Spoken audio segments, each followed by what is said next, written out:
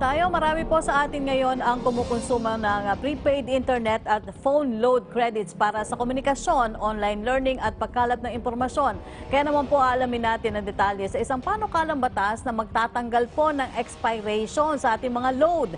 Makakasama natin ang may akda po nito na si Senator Win Gatchalian. Good morning, Senator. Good morning, Yusek. Good morning sa ating mga tagapakinig at televiewers. Apo, Senator, ano-ano po ba yung magiging benepisyo ng taong bayan sa inyong Senate Bill number 365 o yung tinatawag na the Prepaid Load Forever Act? Yusek Rocky, bigyan lang natin ng konting background itong panukala natin. Meron na tayong batas na nagtatanggal po ng expiry date sa mga gift check. So kung bibili tayo ng gift check sa mall o bibili tayo ng gift check sa ibang mga tindahan, wala na hong expiry date yan. Dati may expiry date, kaya napipilita kang gastusin o minsan nakakalimutan mo na. Ngayon, parehong konsepto ay dapat nating i-apply sa mga prepaid cell cards or prepaid data plan. So for example, bibili ka ng load, dapat wala na itong expiry date. Dahil itong load na ito ay binili mo na, pera mo na ito. In fact, in advance payment mo na ito. Ganun na rin sa data load, lalo na sa ngayong panahon na ito dahil marami sa ating mga kababayan ay nag-online learning, ginagamit ang computer sa pag-aaral at madalas silang bumili ng load. Kaya timely itong proposal natin dahil marami sa ating mga kababayan naging habit na o naging kaugalian na yung paggamit ng internet sa pag-aaral at ganoon na rin pag nenegosyo. Kaya ang konsepto nito ay very basic lang. No? Kung ano yung binili natin, dapat wag nang ilagyan ng expiry date dahil yan po ay pera na ibinayad na natin dito sa load at data. Opo, Senator, pero gaano po karaming internet and telco subscribers po ang makikinabang dito? Marami tayong subscriber. In fact, ang subscriber ng cellphone natin, Yusek, ay mas marami pa sa populasyon natin. Tinatayang mga halos 110 million ang subscriber ng cellphone. Kaya lumalabas nga, parang pati sanggol may cellphone. No? Pero alam naman natin na marami sa atin, dalawa-dalawa yung cellphone o dalawa-dalawa yung numero. Kaya marami talaga ang gumagamit ng cellphone. Ngayon, dumadami na rin ang gumagamit ng data. Makikita natin na karamihan ng ating mga kababayan, ang binibili nilang mga cellphone ngayon ay yung meron ng kapasidad na mag-internet o kapasidad na para mag-messenger. At dahil dito, gumagamit tayo ng data. At marami sa atin mga kababayan, ayaw na rin maging yung postpaid, no? Dahil papadalang ka pa ng pagsingil. So, binibili nila ay prepaid. In fact, masasabi ko almost 80% ng ating subscriber ay mga prepaid buyer. So sa ganitong punto, ang ating mungkahi ay dapat wag na lagyan ng expiry date. No? Kung gusto mong gamitin yun, gamitin mo. Kung hindi mo magagamit, wag nang mawala yun dahil hindi naman fair, hindi naman patas. Yung basic education, arts and culture, ano naman po sa tingin nyo yung dahilan kung bakit kakaunti pa lamang daw po yung tumatangkilik dun sa DepEd TV episodes at maging yung iba pong online na content for distance learning?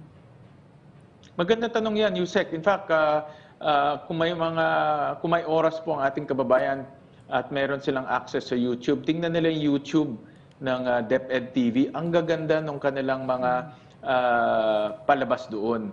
Napakalinaw, ang gagaling ng ating mga guro, at makakatulong to sa pag-aaral ng bata.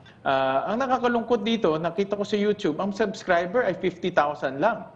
Kung meron tayong 23 million na mga estudyante, wala pa sa kalingkingan po yung 50,000. So makikita natin na konti lang ang gumagamit po ng YouTube para panoodin itong mga TV modules. Kaya TV pa rin po ang pinaka-popular, no?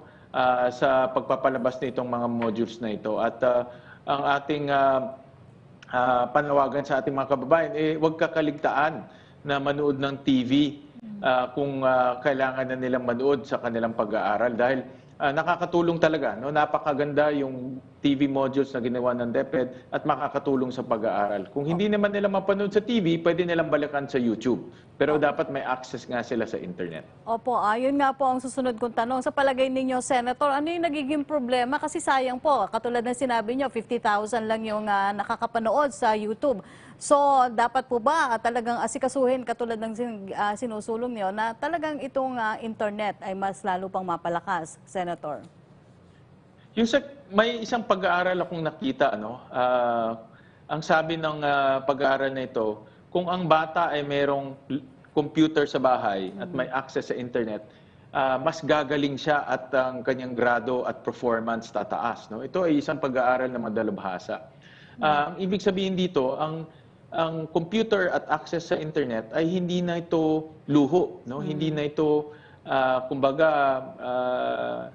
hindi na ito yung extra, no? Kundi ito ay pangangailangan na, basic necessity na. Pwede na natin ito ikahalin tulad sa kuryente at tubig na pangunahing pangangailangan natin. Sa pag-aaral ng isang bata, ang laptop at ang internet ay pangunahing pangangailangan na, basic requirement na ito.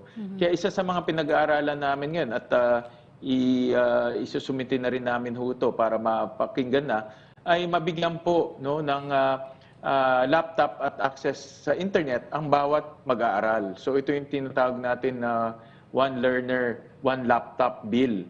At ito ho ay para po matulungan ng ating mga kabataan na magkaroon ng access sa internet at makatulong to sa kanilang pag-aaral at maging matalino at maging mas magaling ang itong ating mga estudyante dahil meron silang kapasidad na pumasok sa internet at mag-aral.